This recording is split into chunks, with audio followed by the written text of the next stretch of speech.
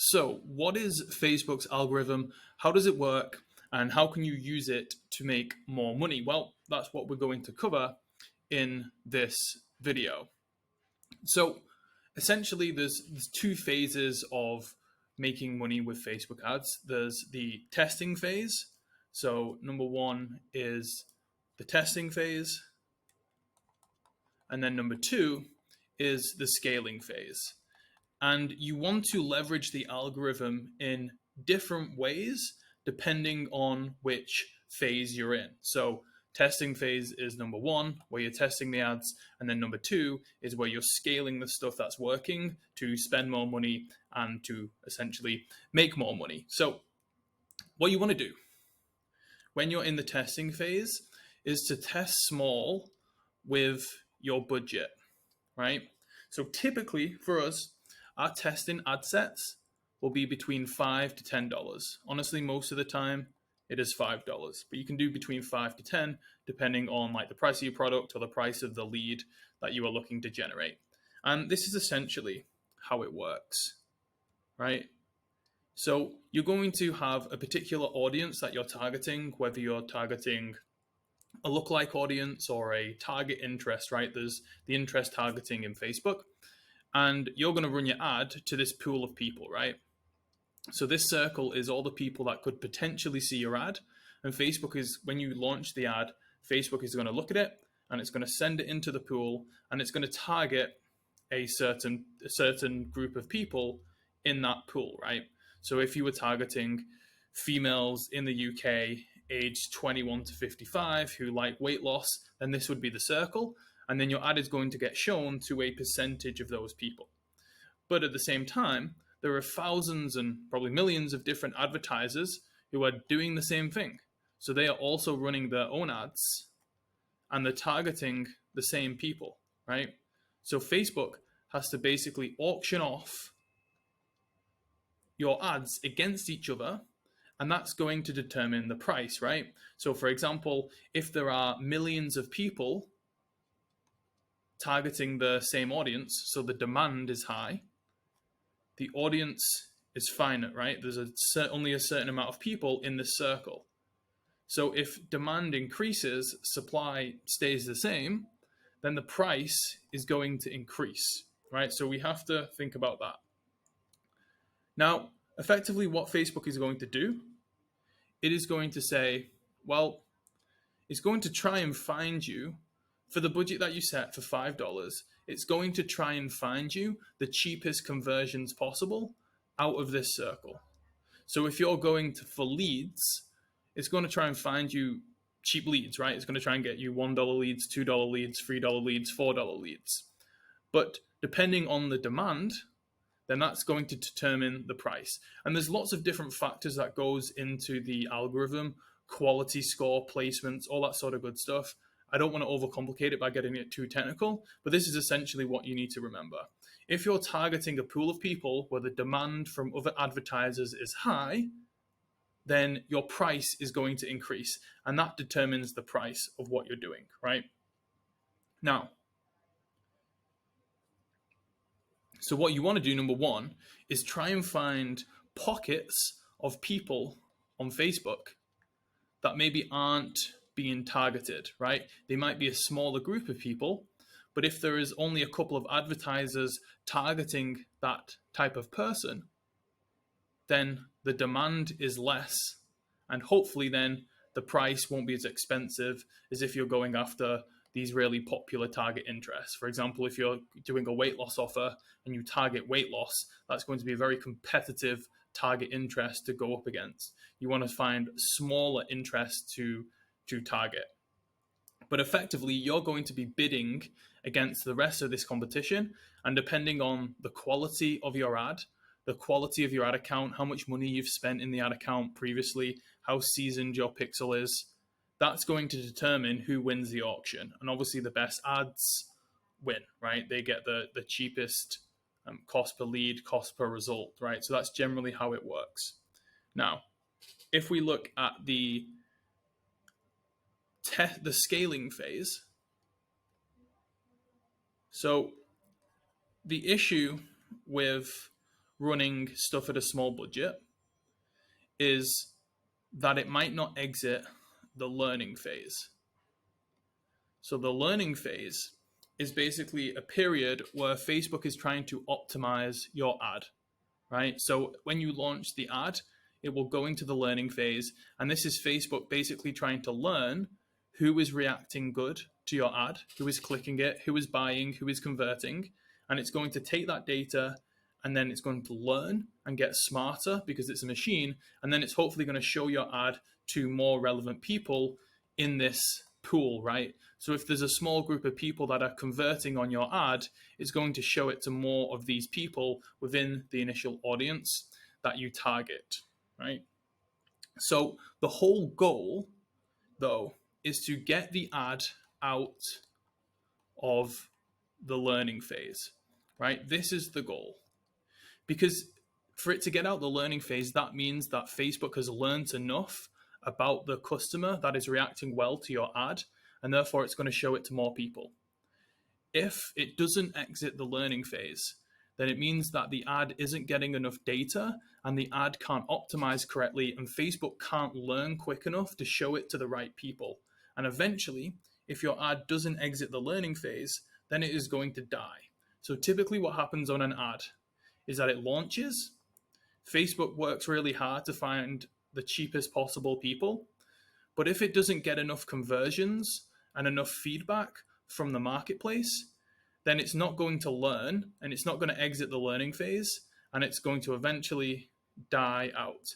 This is why when you launch an ad, sometimes in the first week or the first few days, it starts to work. And then just after a week or so, the ad performance just drops. And it's because it's not got enough conversions to exit the learning phase, so it just dies, right? Now, how does an ad exit the learning phase, right? An ad exits the learning phase if it gets 50 conversions in a 7-day period, right? So if it gets 50 conversions in 7 days, then it's going to exit the learning phase.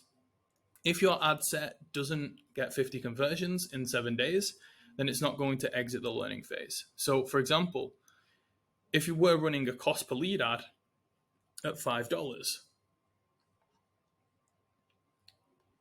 it means it needs to basically get 50 conversions in 7 days. So it's going to have to get very cheap leads in order for us to, in 7 days, so that's $35, right? Over 7 days. So that means that we need to get leads we need 50 conversions for $35, which means our cost per lead needs to be less than $1, right? Which is obviously pretty impossible to do depending on the market you're advertising to. Like, that's just not going to happen. So when you test small like this, it's very unrealistic that your ad is ever going to exit the learning phase. That's why when we see ads that are working initially at this point in the process, then we need to scale. And we take them into a scaling campaign where we give them bigger budgets and they can scale, exit the learning phase, and make you a lot of money. Now, you're probably thinking, well, why don't we just do that in the beginning so we can get all of our ads exiting the learning phase and we can get conversions? Well, the whole point is that this is a testing phase. Now, in the beginning, we don't know which ads are going to work. So if you start an ad set and you just start all of your ad sets at $100, then you're going to spend a lot of money very quickly, and a lot of those ad sets may not work. The good thing about testing small is that you can get the initial feedback from Facebook to see which ads are working well. And then you can see, because some ads, for example, are just going to not perform, right? They're just going to flop.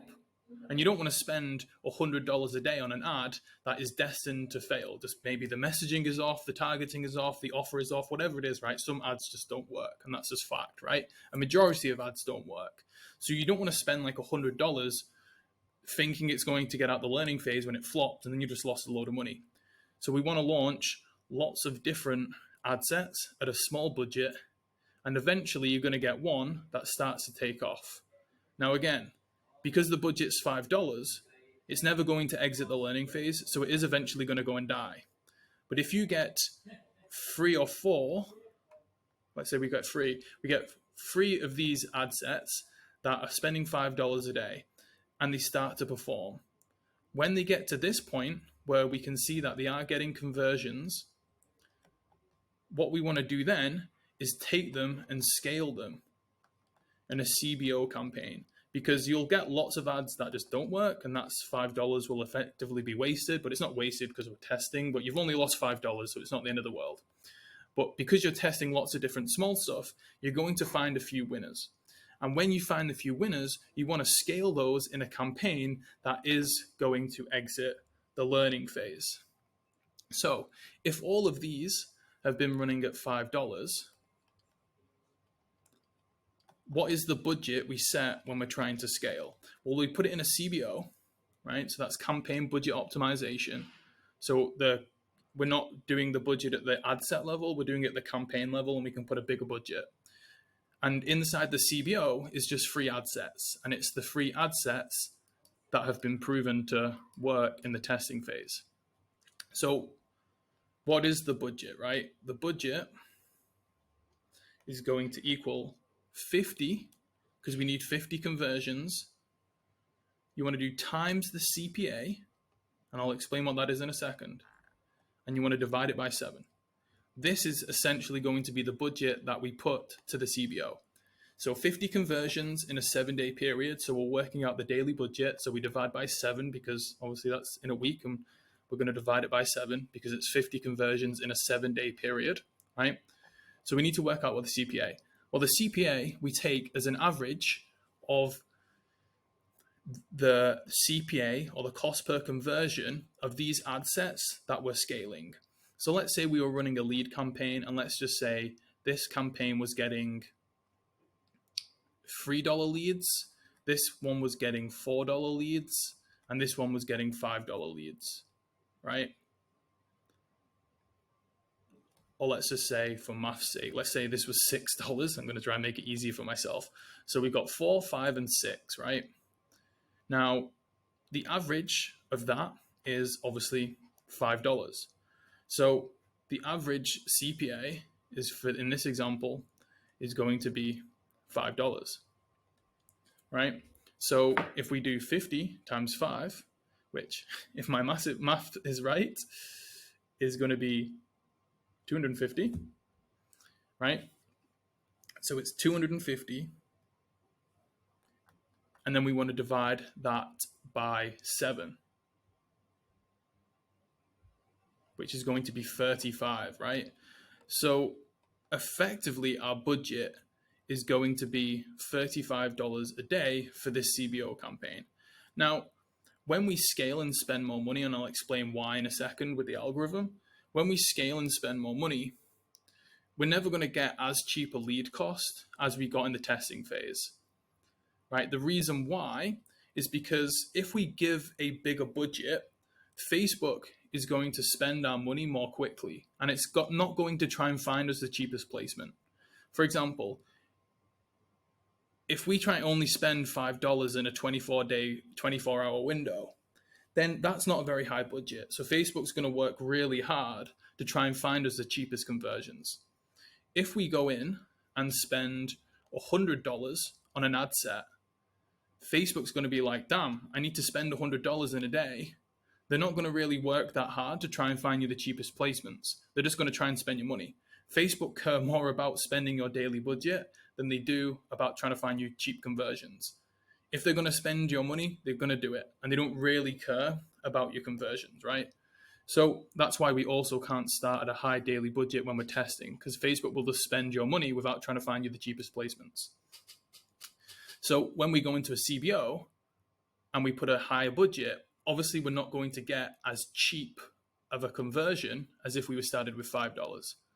So if we were to start with 35, the conversions would be more expensive, right? So these 50 conversions would cost us more than if we were to run 3 separate ad sets. So we really need to round this up. We need to round this number up just to account for the increase in cost per conversion when you're using a higher budget. So if this was my example, I would set a CBO as $50 and I would just round it up. And the same as if this was 50, say, let's just say 10, so that's 500, and it's 500 divided by 7, which is 71. So this is 10, sorry. That's 71. I would just round this up to, I'd just round it up to 100, right, to be safe. Because again, if we're getting $10 leads at the ad set level with $5 a day, then realistically, if we start with $71, we're not going to get $10 leads. It's going to be slightly more expensive. So again, why do we not want to go and just put the CBO, be like, you know what, I just want to scale really quickly. I'm just going to put $500 as my CBO. Well, again, it's the same issue.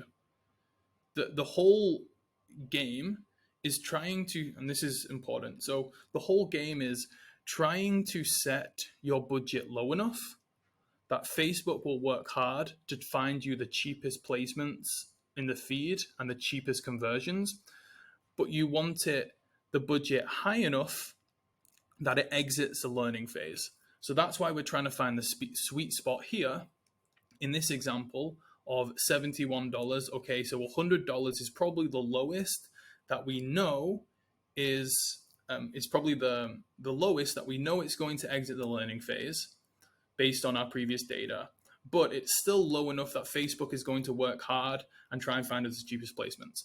If we just go and put $500 into those free ad sets as a CBO that were working, then Facebook's going to be like, shit, I'm going to spend $500 today. And they're not really going to work very hard to scale with our CBOs. So that's the balance, right? Now, you don't, in this instance, that's why for the most part, you don't want to go and spend $1,000 on a CBO because the algorithm isn't going to be in your favor. Now, obviously, if your average CPA, let's say you're not doing leads and you're doing conversions. So again, we need to get 50. And let's just say your CPA was $100, right? So that's obviously a lot more expensive. So it'd be 50 times by 100, which is 5,000. You want to divide that by 7. And that is actually 714, right? So if you were scaling this, maybe you want to set it as, 750, or maybe when you do your CBOs at 800, probably something like that. But that's if in your initial testing phase, let's say, for example, you were selling a high-end e-commerce product that was like $500 and you were getting, $100 sales, which is obviously profitable. It's like $400 profit, which is obviously really good. Again, this is a made-up example. Then this would be what you would do, right? You would do 50 times 100, divide by 7, 714. You'd probably bump it up to 800. Max 1,000 a day, and that's the only way that really justifies you going and putting like $1,000 in a CBO to scale. If we're at the example before up here, then all I'm going to do is just make multiple CBOs at $100 a day. I'm not going to go and put $1,000 in one CBO if our lead cost is on average about $5, or in this example, sorry, it's $10. If our lead cost is $10, then I'm not doing a CBO at $1,000 a day, because $100 is enough budget where that the algorithm is going to let us exit the learning phase, but it's going to still be low enough that Facebook's going to work as hard as possible to find us the cheapest conversions. So I know that can get a bit complicated, and if you're totally new to Facebook, this won't mean much to you, but that is really the goal. That's how you basically master and hack the auction. Work out your CPA in the testing phase, and then you can scale to make sure that you're going to exit the learning phase, but you're still going to get the cheapest conversions possible.